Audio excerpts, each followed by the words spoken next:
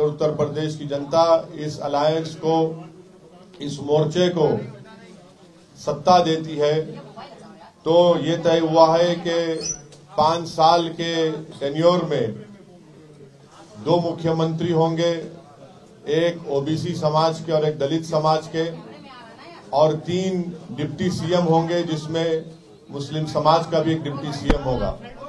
तो ये 4 अहम बातें मुझे आप तक बताना था, आप तक पहुंचाना था। अब मैं माइक देता हूं जनाब बाबू सिंह कुशवाहा साहब को, मैं माइक देता हूं जनाब श्री वामन मिश्राम साहब को, जो राष्ट्रीय परिवर्तन मोर्चा के अध्यक्ष हैं। वो आपसे बात करेंगे।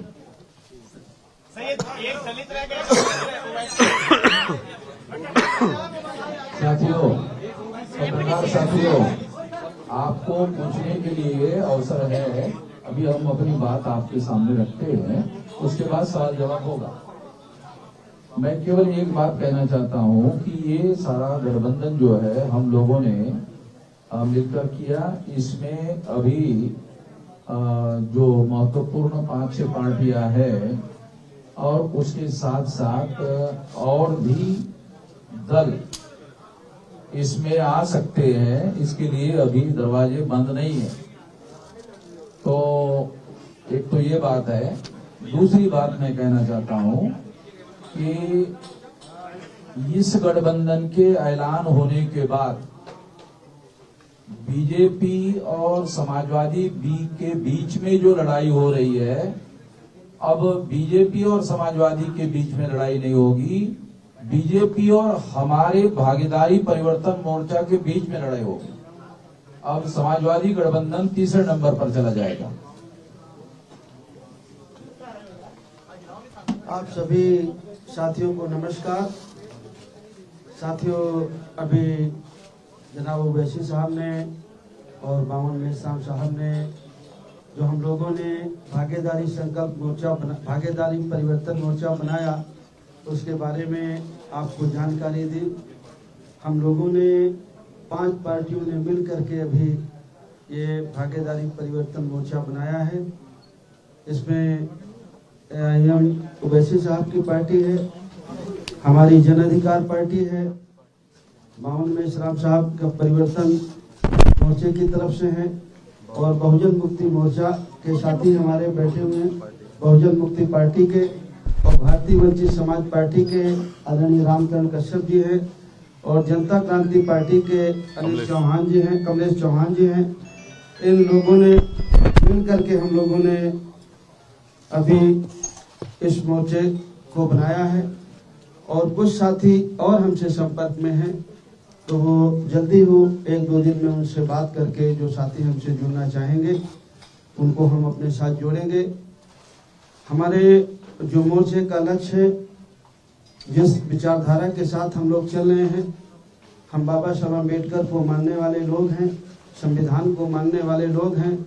हमारी वही विचारधारा है जो संविधान की चाहत है, जो संविधान की मंशा है। हम संविधानवादी लोग हैं। हमारा पहला नारा है कि जिसकी जितनी संख्या भारी उसकी उतनी हिस्सेदारी। हम लोग जाति जनगणना कराने के पक्ष में हैं। एक समान शिक्षा पद्धति, निःशुल्क शिक्षा और अनिवार्य शिक्षा।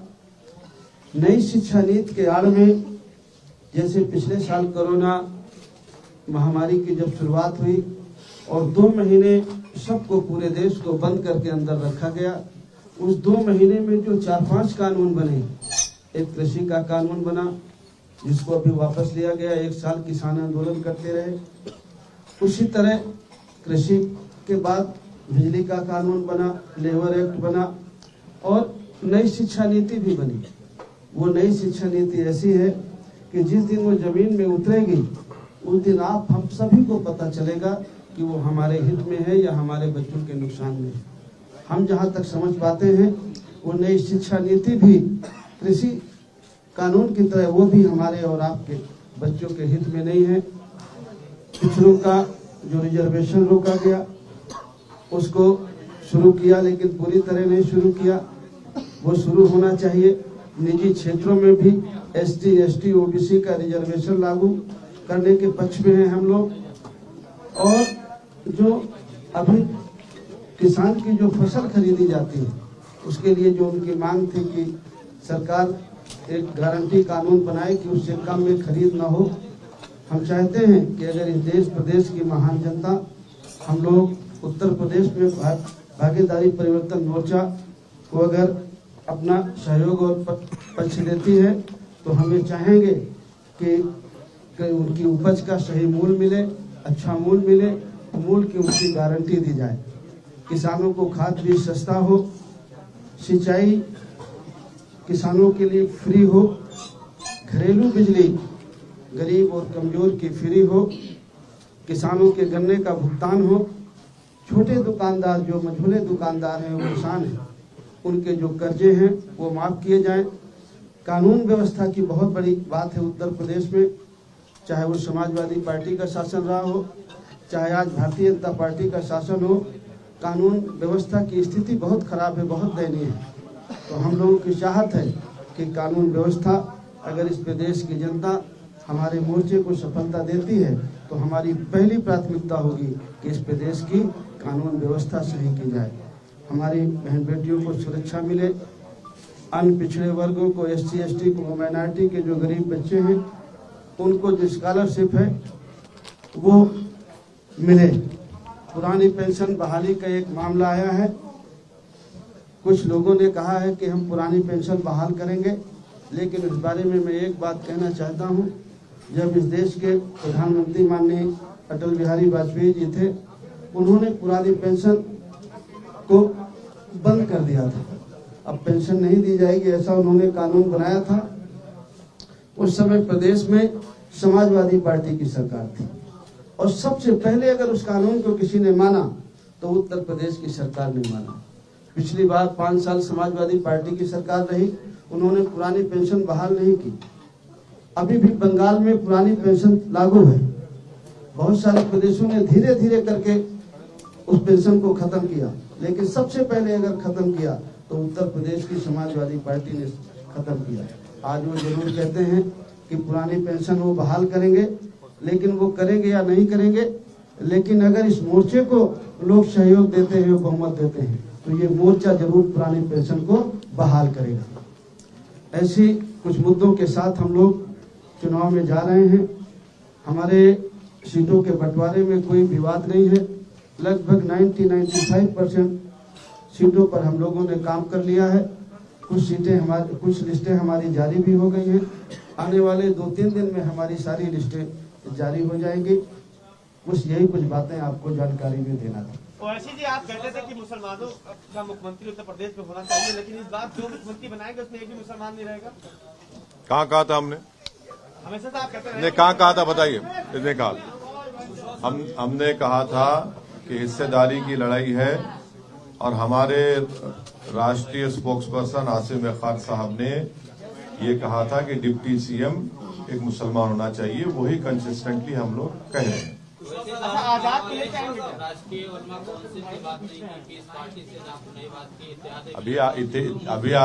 अभी आपने वामन मिश्रा साहब से सुना कि दरवाजे खुले हैं। ठहरिए, वक्त इंतजार करिए, मालूम होगा। जी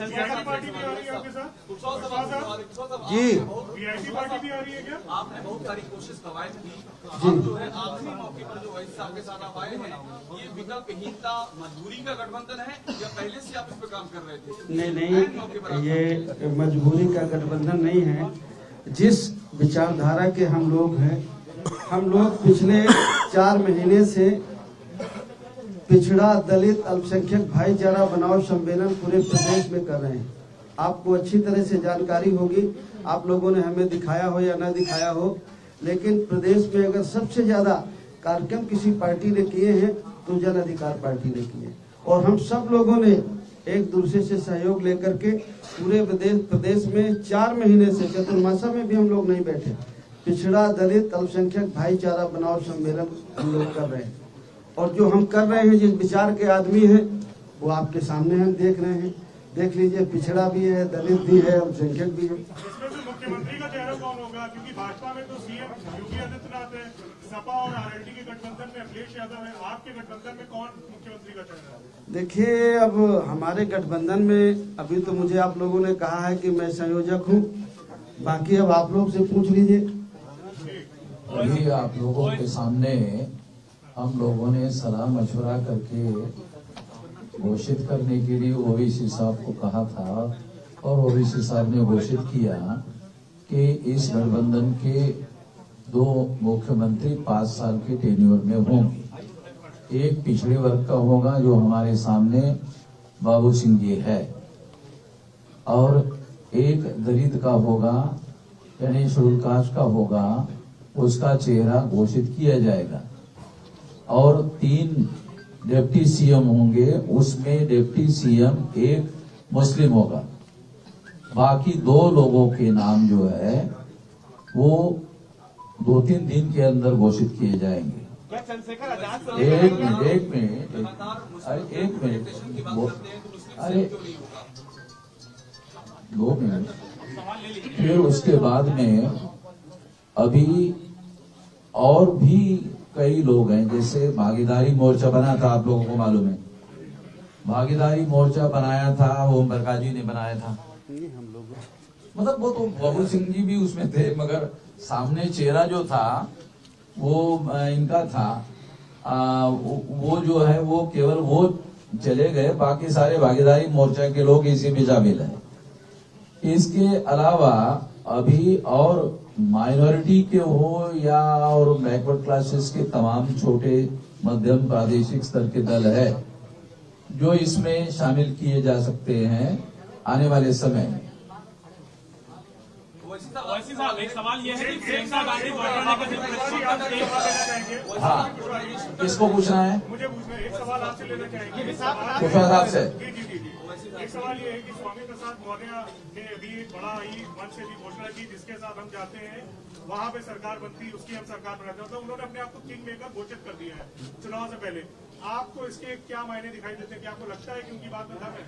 नहीं, अगर वो कह रहे होंगे तो होंगे, अब उसमें हम क्या कह सकते हैं? वैसे नहीं, इधर लेडी सवाल सर सीटों का कुछ फाइनलाइजेशन हुआ है? सीटों पे कोई फाइनलाइजेशन हुआ है सर? हाँ, सीटों का हो गया है। कितनी सीटों पर लड़ रहे हैं? 95 सीटों पर हमारा 95% सीटों पर हमारा सवाल सुन लीजिए पहले पूरा। एक मिनट तो सवाल तो सुनिए पहले पूरा सर। कितनी सीटों पर लड़ रहे हैं? क्योंकि 403 पहले फेज की पोलिंग के लिए नामांकन खत्म हो चुका है। नामांकन हमारे हैं। हाँ, नामांकन हो गया दूसरे में हमारा। चल रहा है, तो सर, टोटल काउंटिंग कितनी है सीटों पर? 403 अरे सुन तो लीजिए, सवाल तो सुन लीजिए सर। खत्म कितना करेंगे? सवाल लंबा कितना सवाल कर रहे आप हैं? 100 सीटों अरे सवाल इतना जा रहा हम सर, वो बीच में है कोई? अरे अब बस सवाल समझ गया, आपको छोड़ दिया, हम बोलते हैं। हाँ छोड़, सुनिए अब सुनिए, हो सुनिए। गया? जी बताइए।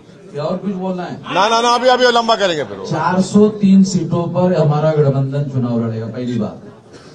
उसमें से 95 सीटों पर हम लोगों का कंसेंसस हो गया है, 95% सीटों पर। ठीक है, 5% सीटों पर 3 दिन के अंदर नाम के साथ लिस्ट घोषित की जाएगी।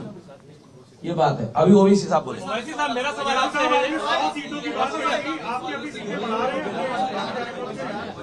देखिए, लोग भी हैं। हमारी बाबू सिंह कुशवाहा साहब की, वामन मिश्राम साहब की, परविंदर प्रताप सिंह साहब की, कमलेश चौहान साहब की, रामकरण कश्यप साहब की, रामकरण कश्यप साहब की, हम लोगों की बातचीत बहुत दिन से चल रही है। तो ये फर्स्ट फेज, सेकंड फेज, आप उस चक्कर में मत पड़िए। अरे सर अरे इतना ये बॉक्सिंग मैच हो रहा है क्या?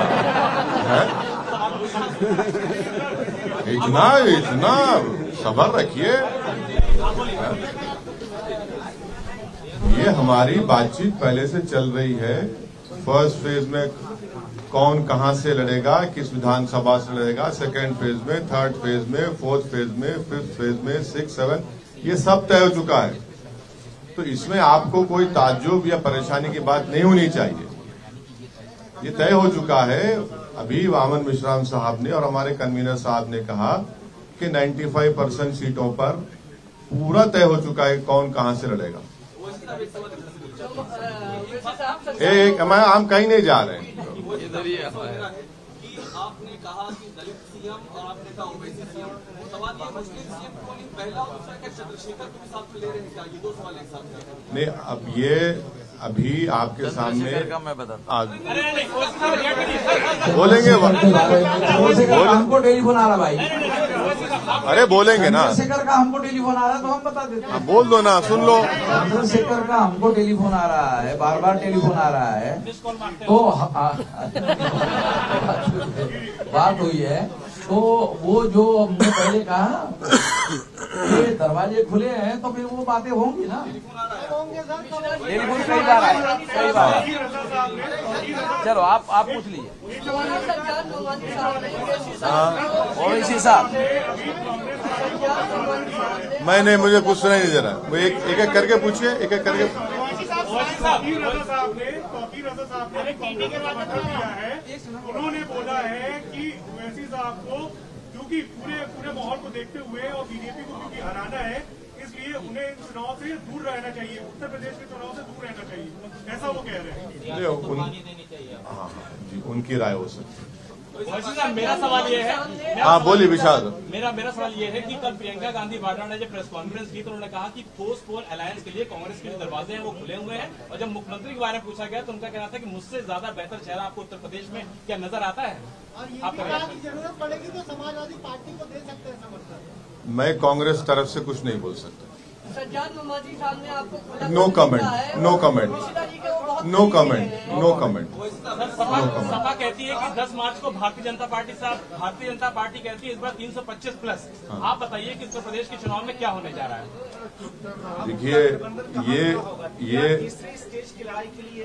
देखिए ये जो लड़ाई है, ये पूरे कमजोर लोग मिलकर एक ताकत बन रहे हैं, और ये 99% वर्सेस 1% की लड़ाई है। जो 99% है और 1% संघ है, तो ये उसकी लड़ाई है। आपने पहले कहा था 100 सीटों पर लड़ेंगे। हाँ, अरे आप लिस्ट देखते जाइए ना। जो 403 का अरे हाँ, हमारे पूरे नंबर आ जाएंगे आपके, पूरे नंबर आ जाएंगे आपके पास। क्यों आप फिक्र मत रहिए, मुतमईन रहिए। मुस्लिम सीएम के इशू पर आप बता नहीं रहे हैं कि वो पश्चिम में बड़ी भागीदारी आपकी। सुनिए, ये बात तय हो चुकी है, जिसका जिक्र अभी हमारे कन्वीनर साहब बाबू सिंह कुशवाहा साहब ने कहा, वामन मिश्रा साहब ने कहा, उसी पर हम कायम हैं।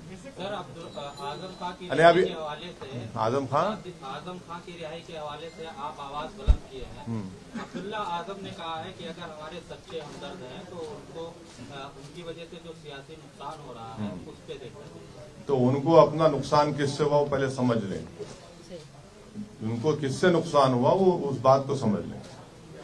कुछ ऐसी सीटें हैं जिसमें बाबू सिंह कुशवाहा जी की पार्टी और ना, नो, नहीं है, बिल्कुल नहीं है, सब क्लियर है। लेकिन पश्चिमी उत्तर प्रदेश में आरएलडी और सपा के ऐसे कैंडिडेट्स हैं जो कि सपा के भी नामांकन हो रहा है और आरएलडी का भी नामांकन हो रहा है। क्या सिर्फ पटोल की शुरुआत नहीं हो गई है? अच्छी बात है ना, मुबारक हो उनको, मुबारक हो। बल्कि उनका हसनपुर का जो कैंडिडेट है, माशाल्लाह से वो तो आरएसएस के हैं और उनकी फोटो भी आई है। और माशाल्लाह से जो लोनी के आरएलडी के कैंडिडेट हैं, उनके ताल्लुक से कहा गया कि दिल्ली के नॉर्थ ईस्ट के राइट्स में भी उनका जिक्र खैर आ रहा है, वो बता दें वो भी। तो अब ये तो ऐसा है, तो ये ठीक है, आ रहा है सामने, देखिए। बाबू सिंह कुशवाहा जी आपके पुराने साथी ओम प्रकाश राजभर कह रहे हैं कि उनकी पार्टी का नाम है जन अधिकार, लेकिन कोई उनका वो है नहीं इस समय, चाहे 403 पे लड़े, आपकी कोई फर्क नहीं पड़ेगा। कोई बात नहीं, कह सकते हैं बड़े नेता, हमें उनकी बात पर कुछ नहीं करना। नेता का डिफिनेशन इसमें क्या है कुशवाहा साहब? कुछ आप रहस्यमय चीज बता रहे हैं। कितने बड़े नेता है? देखिए और तो मैं सबसे बात करता हूँ, लेकिन अभिषेक जी से मैं बहुत डरता हूँ। मैं आप सबके बीच में कह रहा हूँ, अभी ये मुझे थोड़ी देर पहले पा गए थे तो मैं दौड़ के भागा, तब भी ये मुझे पकड़ लिए। तो देखिए, अपने अपने आदमी के, हर आदमी के अपने दावे हैं, हर पार्टी के अपने दावे हैं, बीजेपी गठबंधन के अपने दावे हैं, बीएसपी के अपने दावे हैं, कांग्रेस के अपने दावे हैं, समाजवादी गठबंधन के अपने दावे हैं। सब अपने अपने कुछ भरोसे में, कुछ उनको जानकारी होगी तो कह रहे होंगे।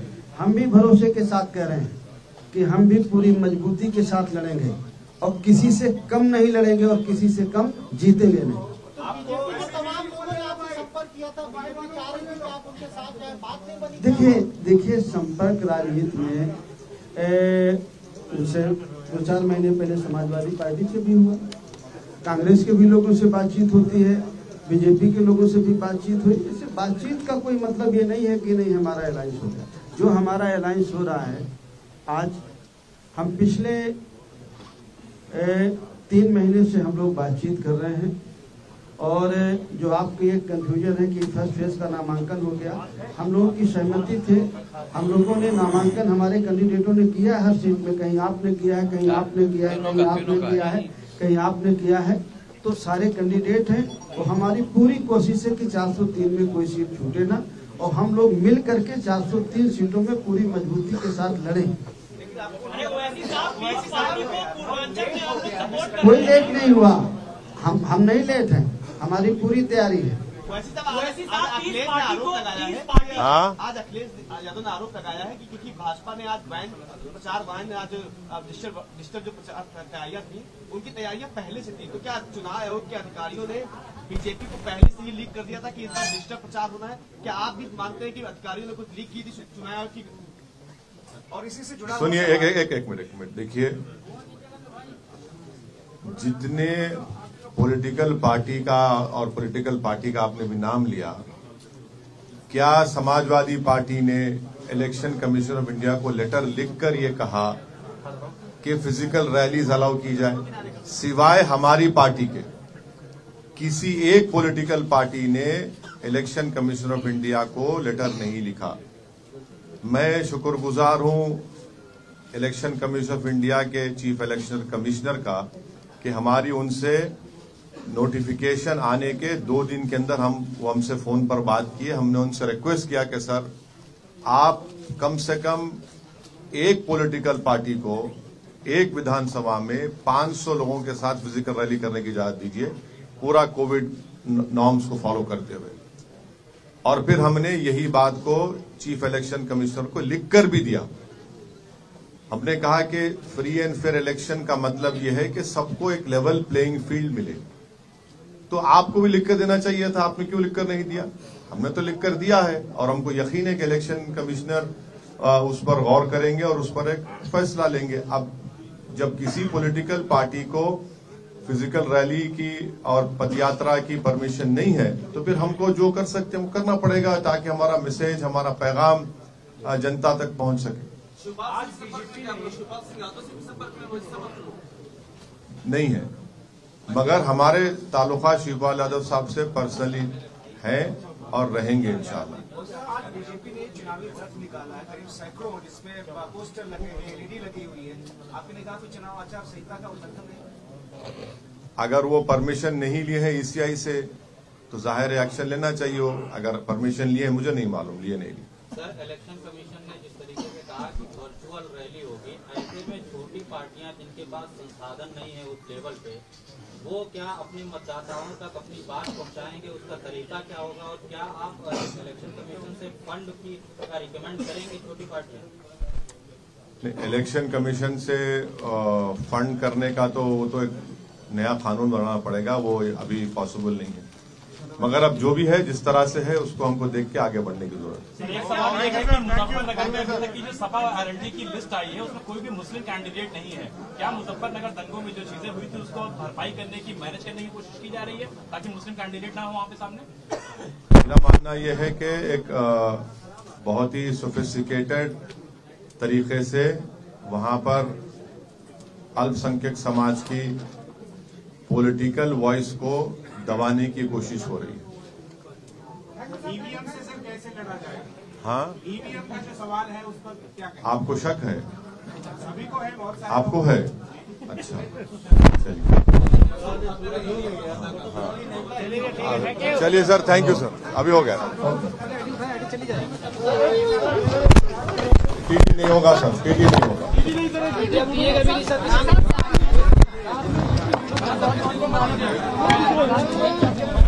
ये सर हाथ पकड़ के पैसा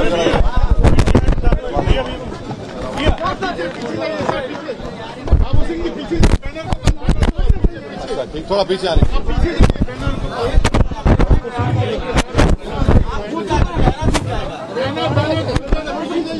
और पीछे